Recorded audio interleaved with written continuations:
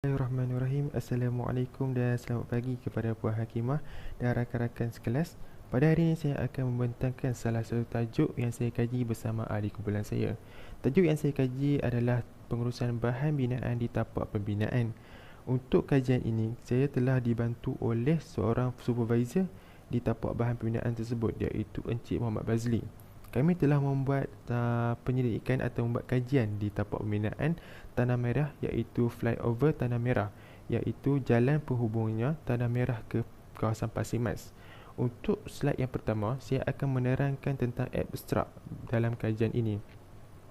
Untuk abstrak permulaannya adalah pengurusan bahan adalah pengurusan yang sangat penting di dalam pembinaan. Ia dapat membantu produktiviti ataupun dapat mencapai suatu jangka masa dengan betul dan meningkatkan perancangan kerja serta meningkatkan produktiviti kerja dan mengikut jadual yang telah ditetapkan. Pengurusan bahan juga merupakan salah satu fungsi yang penting di dalam sebuah pembinaan. Ini kerana ia dapat membantu meningkatkan produktiviti untuk menyiapkan projek yang dilakukan mengikut jadual yang telah ditetapkan. Pengurusan bahan juga merangkumi daripada aspek pembelian, penerimaan dan penetapan bahan tersebut di tapak pembinaan. Untuk seterusnya, saya akan menerangkan tentang introduction ataupun pengenalan bagi pengurusan bahan di tapak pembinaan, iaitu pembinaan di flyover Tanah Merah. Pengurusan penting dalam projek pembinaan kerana ia dapat memberi pengurusan yang baik serta dapat memberi pengurusan yang sistematik. Kerana sesuatu pengurusan perlu dilakukan perancangan yang teliti kerana ia dapat memberi satu impak yang baik kepada para pekerja. Kajian lapangan ini dilakukan di flyover Tanah Merah seperti yang saya cakapkan tadi. Projek ini dilakukan oleh para pekerja untuk mendapatkan pembukaan jalan baru bagi penduduk di Tanah Merah. Kami telah membuat beberapa interview dan membuat beberapa soalan yang ditujukan kepada ketua pengurusan bahan di tapak tersebut, iaitu Encik Muhammad Bazli. Dan slide seterusnya saya akan menerangkan tentang research objektif yang saya dapat ataupun yang saya kaji bagi pengurusan bahan di flyover Tanah Merah ini. Yang pertama adalah kita tengok daripada pengenalan dia dulu. Pengurusan bahan adalah aspek penting yang memerlukan pertimbangan serius semasa pembangunan projek dilakukan. Ia merangkumi sebanyak 60% kos yang dilakukan untuk menjalankan pembinaan di flyover tersebut. Maksudnya kat sini adalah sebanyak 60% kos yang digunakan untuk membuat pengurusan bahan ataupun seperti melakukan pembelian serta membayar ataupun menempah bahan tersebut. Untuk objektif yang pertama adalah kita dapat mengenal pasti tanggungjawab sebagai ketua ataupun boleh dikenali sebagai supervisor bahan pengurusan bahan di tapak pembinaan, iaitu seperti di pembinaan flyover Tanah Merah. Yang kedua adalah mengenal pasti pembaziran bahan di tapak pembinaan flyover Tanah Merah. Dan yang ketiga adalah mengetahui kaedah yang digunakan ataupun bagaimana cara penggunaan bahan tersebut di flyover Tanah Merah. Ini dapat membantu kita untuk mengetahui betapa pentingnya pengurusan bahan binaan di tapak pembinaan. Okey, seterusnya saya akan menyerahkan slide ini kepada Haikal Adham untuk penerangan tentang skop kaedah yang dilakukan. Okey, sekian daripada saya. Terima kasih. Seterusnya saya akan menerangkan tentang scope of the research. Kajian yang dijalankan merangkumi pembinaan projek di Kelantan. Hasil kajian kami menjadi lebih sedar bahawa maklumat berguna mengenai pengurusan bahan melalui panduan yang telah ditetapkan. Kami juga belajar mengenai cara-cara pengurusan bahan di tapak pembinaan dan faktor bahan pengurusan. Okay, next, research method. Research method kami ada 3. iaitu interview dijalankan dengan video call secara langsung bersama supervisor kami. Yang kedua, soal selidik. Kami membuat kuesioner untuk diberikan kepada supervisor. Yang ketiga, internet digunakan sebagai sumber untuk lebih memahami mengenai kajian yang dijalankan.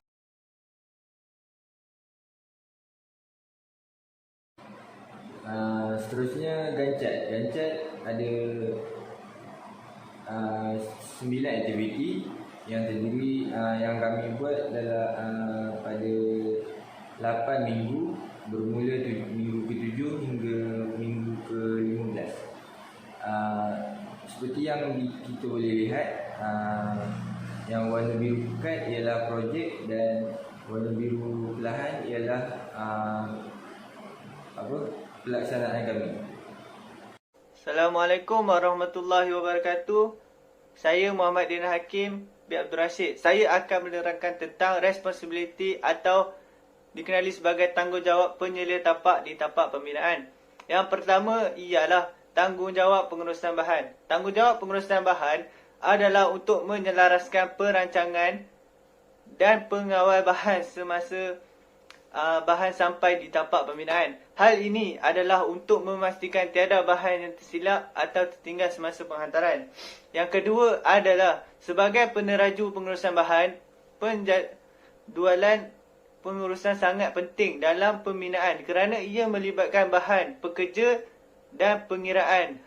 Penjadualan harus diserah kepada kontraktor untuk menyemak kerja yang telah dilakukan.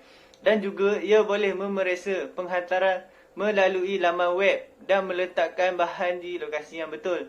Seterusnya, sebagai peneraju pengurusan bahan atau seseorang taklimat keselamatan logistik adalah salah satu tanggungjawab untuk memastikan pekerja melakukan kerja dengan keadaan yang mengikut keselamatan yang telah ditetapkan agar tidak berlakunya kemalangan. Akhir sekali, menghasilkan analisis kos dan membayar bahan. Okey, Assalamualaikum warahmatullahi wabarakatuh. Saya Muhammad Kebashari Muhammad Zaini. Saya akan meneruskan pembentangan tersebut. Okey. Wastage material that at construction, bahan buangan yang sering berlaku di tapak pembinaan. Pertama, sisa dalam pembinaan tapak pembinaan itu, sisa yang termasuk sisa yang dihasilkan semasa aktiviti pembinaan seperti pembungkusan dan pembakaran produk dan yang melebihi keperluan. Okey, kedua, kayu adalah antara bahan binaan yang sering digunakan untuk kerja-kerja pembinaan bangunan. Okey, jumlah kayu sebagai sampah pembinaan tertinggi di tapak pembinaan. Okey. Yang ketiga, faktor pengawasan yang buruk adalah faktor yang sangat penting yang menyumbang kepada penghasilan sisa pembinaan. Contohnya, memotong jubing lantai agar sesuai dengan susunatur bilik. Okey. Keempat, kerosakan kerana penyimpanan tidak mencukupi seperti tapak pembinaan disediakan untuk memarkirkan bahan dengan baik, ribut atau banjir menjadi rosak. Okey, kelima, penggunaan bahan dalam pembinaan yang tidak mencukupi dan boleh menjejaskan pembinaan seperti tidak tahan lama. Okey, next, photo construction flyover. Okey, tu contoh bahan-bahan pembinaan untuk membuat flyover seperti besi, kayu dan sebagainya lah.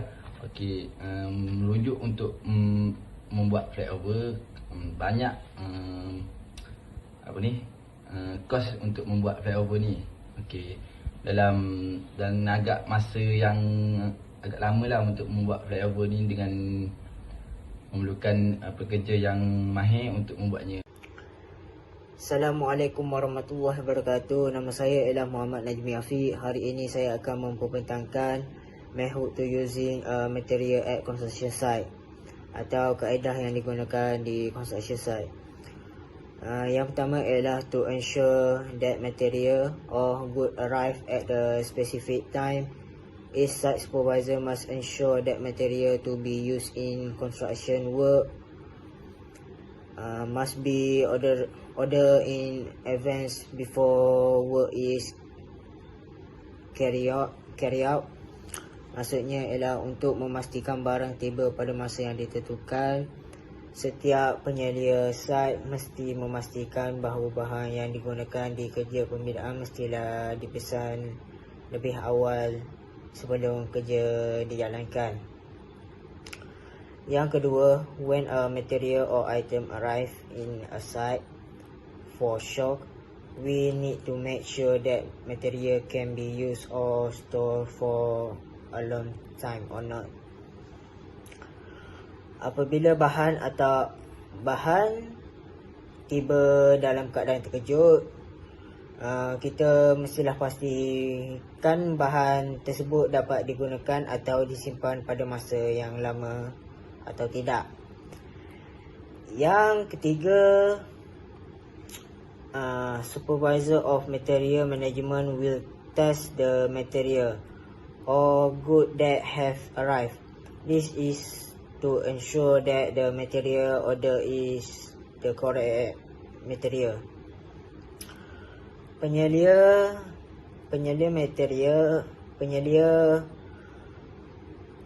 material akan menguruskan dan menguji bahan yang tiba.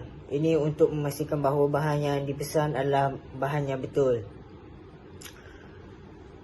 Yang keempat, supervisor of material management is also necessary for the employee in doing the job properly and there is no wasted.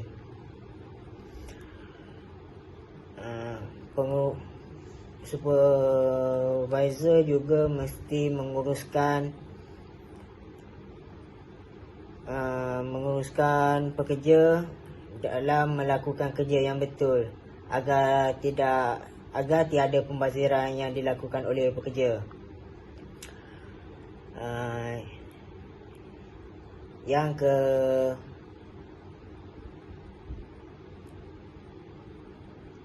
kelima dan yang terakhir, material should be in a special place to store material or goods. Usually storage material with construction site due to worker. Bahan hendaklah disimpan di dalam tempat khas untuk penyimpanan barang. Biasanya simpanan bahan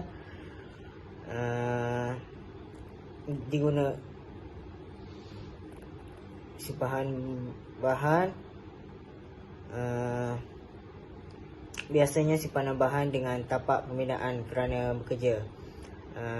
Saya serahkannya kepada yang seterusnya. Untuk kesimpulan bagi pengurusan bahan binaan di flyover Tanah Merah adalah pengurusan bahan binaan adalah salah satu pengurusan yang paling penting dan perlu yang kita titik beratkan dalam suatu projek pembinaan kerana ia merangkumi 60% iaitu 60% kos yang digunakan dalam penyiapan projek tersebut. Kaedah pengurusan yang baik ia dapat membantu suatu pembinaan dijalankan dengan lancar serta ia dapat memaksimumkan keuntungan serta meminimumkan kos yang dikeluarkan di dalam sebuah pembinaan. Pengurusan sumber pembinaan yang berjaya dilakukan dan mencapai matlamat yang telah ditetapkan, ia dapat menjadikan sistem pengurusan itu sebagai pengurusan yang boleh dikatakan pengurusan yang baik. Maksudnya kat sini adalah sekiranya projek itu berjaya dilakukan dan pengurusan bahan tidak melebihi penjadualan ataupun kadar harga yang telah ditetapkan, maka pengurusan bahan itu adalah pengurusan yang adalah pengurusan yang baik serta perlu kita contohi untuk projek-projek seterusnya. Dengan itu, ramai pelanggan yang akan berpuas hati serta dapat memberi impak yang baik kepada pihak pelanggan.